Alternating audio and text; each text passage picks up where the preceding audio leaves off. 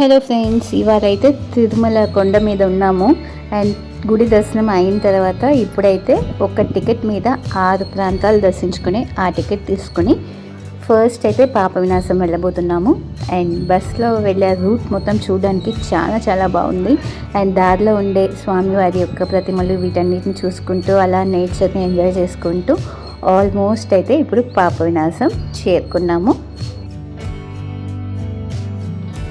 And ఇక్కడైతే వే మొత్తం చాలా షాప్స్ ఉన్నాయి. అంటే చిన్నపిల్లలకి ఆడుకునే వస్తువులు, ఇంకా స్వామివారి చిన్న విగ్రహాలు, ఫోటోలు, ఇటువంటి థింగ్స్ అన్నీ లభిస్తాయి. ఇంకా ఆ షాప్స్ అన్నీ దాటుకుని స్టెప్స్ ఉన్నాయి ఆ పాప వినాశ తీర్థం చేరుకోవడం కోసం. ఇక్కడ దారిలో మనకి స్థల పురాణం కనిపిస్తుంది. మీకు పాప వినాశనం స్థల పురాణం కంప్లీట్గా తెలుసుకోవాలంటే డిస్క్రిప్షన్లో ఉన్న లింక్ని చెక్ చేయండి. ఇవాళ వీడియో అయితే షార్ట్ అండ్ క్రిస్ప్గా పాప వినాశ తీర్థం విజిట్ మాత్రమే. సో స్థల పురాణం లింక్లో ఉన్న వీడియోలో ఉంటుంది. సో ఇక్కడ మనం స్టెప్స్ ద్వారా వస్తే పాప వినాశ డ్యామ్ తీర్థం అనేది పైప్స్ ద్వారా ఇక్కడ ఒక చోట పడేలా సెట్ చేసి ఉంటారు. ఇప్పుడు కనిపిస్తుంది కదా, ఆ పైప్స్ కున్నానే ఆ తీర్థం అలా వస్తూ ఉంటుంది. దాని కింద స్నానం చేసే వాళ్ళని ఎక్కువగా చూడగలుగుతాం. అండ్ పక్కనే మనకి దూరంలో పాప వినాశ డ్యామ్ కూడా కనిపిస్తుంది.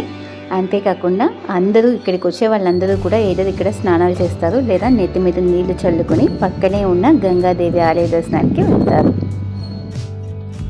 పూజలు, అర్చనలు, అభిషేకాలు ఇటువంటివి చేయాలంటే వాటికి ప్రత్యేక టికెట్స్ ఉంటాయి. సో మీరు ఏం చేయాలనుకుంటారో దాన్ని బట్టి టికెట్ తీసుకోండి. అండ్ నార్మల్ దర్శనం అయితే మాత్రం ఫ్రీ దర్శనం అవైలబుల్లో ఉంటుంది. వింటర్ సీజన్లో కానీ ఇంకా రైనీ సీజన్లో కానీ ఇక్కడ వాటర్ ఫోర్స్ అయితే ఎక్కువ ఉంటుంది. సమ్మర్ టైంలో ఇక్కడికి విజిట్ చేసినట్లయితే వాటర్ ఫోర్స్ చాలా స్లోగా సన్నగా కావడం గమనించగలుగుతాం. ఇక్కడ డ్రెస్ చేంజింగ్ రూమ్స్ కూడా అవైలబుల్లో ఉన్నాయి. అండ్ మోస్ట్లీ చాలామంది తిరుమల దర్శనం అయిన తర్వాత ఆల్రెడీ స్నానం చేసి రెడీగా ఉంటారు కాబట్టి వచ్చి తల మీద నీళ్ళు చల్లుకోవడం మాత్రం గమనించగలుగుతాం. చాలామంది బాటిల్స్లో వాటర్ తీసుకెళ్ళి ఇంట్లో నీళ్ళంతా చల్లడం ఇటువంటివి చేస్తూ ఉంటారు. చాలామంది ఇక్కడే స్నానం చేస్తారు. సో మీరు ఏది ఇష్టపడితే అది చేయొచ్చు. అండ్ ఇక్కడ పక్కన ఉన్న గంగాదేవి ఆలయం చాలా చిన్నది కాబట్టి ఎప్పుడు అంటే క్రౌడ్ ఎక్కువ లేనప్పటికీ మీరు క్యూ లైన్లో వెయిట్ చేసి అమ్మవారి దర్శనం పొందేలానే ఉంటుంది.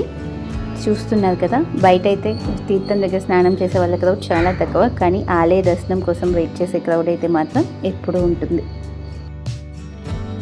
ఇక్కడ ఈ పాప వినాశ తీర్థం యొక్క విజిట్ అయితే మాకు ఎంతో పీస్ఫుల్గా అనిపించింది. అండ్ పాప వినాశం తిరుమల నుంచి ఇక్కడ చేరుకునే ఆ రూట్ కూడా చాలా కామన్ బ్యూటిఫుల్గా ఉంది. సో తప్పకుండా మీరు ఈసారి తిరుమల విజిట్ చేస్తే ఈ ఆలయ దర్శనం ఇంకా ఈ తీర్థంలో స్నానం మర్చిపోకండి. స్థల పురాణం కోసం డిస్క్రిప్షన్లో ఉన్న వీడియోని చెక్ చేయండి. అండ్ మా వీడియో నచ్చినట్లయితే తప్పకుండా లైక్ అండ్ షేర్ చేసుకోండి. అండ్ ఛానల్కి ఇది వరకు సబ్స్క్రైబ్ చేసుకోకపోతే తక్షణమే సబ్స్క్రైబ్ చేసుకోండి. మరొక వీడియోతో మళ్ళీ మీ ముందుకు వస్తాము. అంతవరకు సెలవు మరి. Stay tuned for the next video.